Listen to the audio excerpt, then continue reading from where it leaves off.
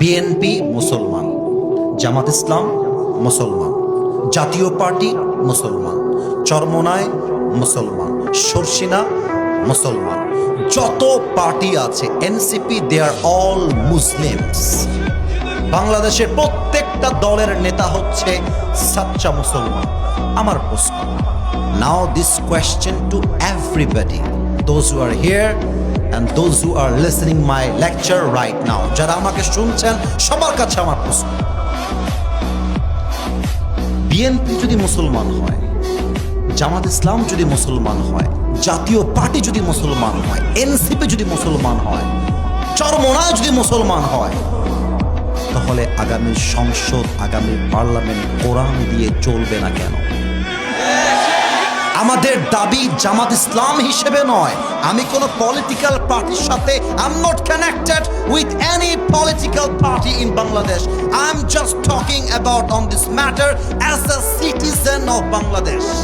আমি নাগরিক হিসেবে বলছি, আমাদের প্রাণের দাবি আগামী পার্লামেন্টে প্রত্যেকটা আইন পাস হতে হবে আল্লাহর কোরআন দিয়ে। বগুড়ার ভাইরা আমার, এখানে কিন্তু বিএনপির ভাইরা বসে আছে, এখানেই কিন্তু জামাত ইসলামের ভাইয়ারা বসে আছে। একটা কথা বলে দিয়ে যাই, মারামারি করবেন না। মারামারির কথা আমি আসিফ হুজুর কখনো বলি না। আমি মিলায়ে দেওয়া পছন্দ করি, আমি বিচ্ছেদ পছন্দ করি না।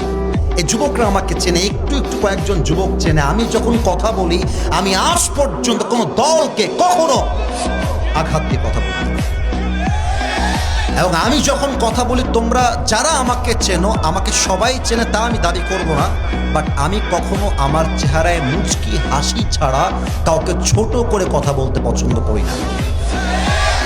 ভাই আমার দাঁড়াও, তুমি এই যে সামনে, তুমি একটু দাঁড়া। হ্যাঁ হ্যাঁ হ্যাঁ, তুমি দাঁড়াও। কলিজার ভাই, তোমার নাম কি কলিজা?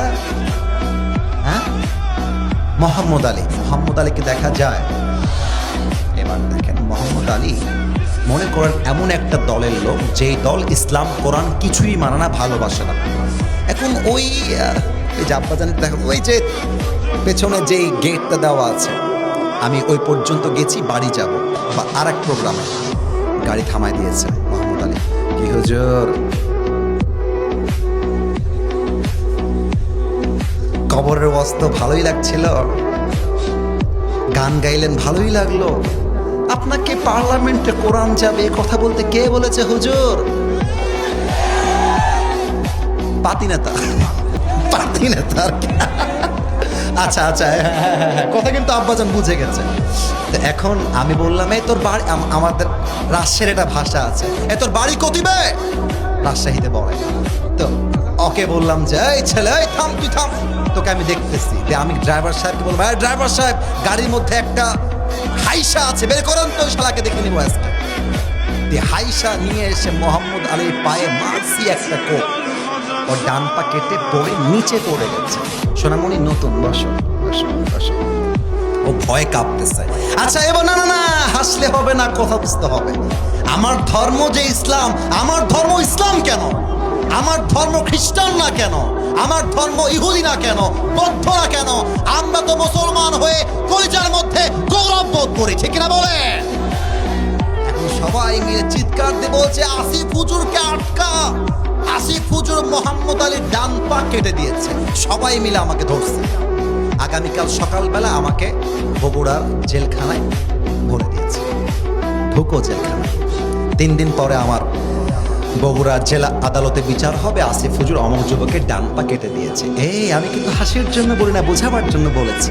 এখন জজ সাহেব বলছে, আসিফ হুজুর না, আপনি খালি লোকটা দেখতে সুন্দর, লোকটা আপনি আসলে ভালো না গো, কাজটা আপনি ঠিক করেন না। আপনার বিচার হলো ব্রিটিশ আইন অনুযায়ী 5 বছরের জেল আর 1 লাখ টাকা জরিমানা। এখন বিচারটা সঠিক হলো কিনা বোঝার জন্য দাড়িপাল্লা নিয়ে আসে।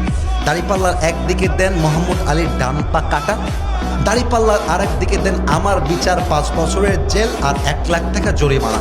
নাও দিস কোয়েশ্চেন টু ইউ, উত্তর দিবেন বাঘের বাচ্চার মতো, ভয়ের কোনো কারণ নাই।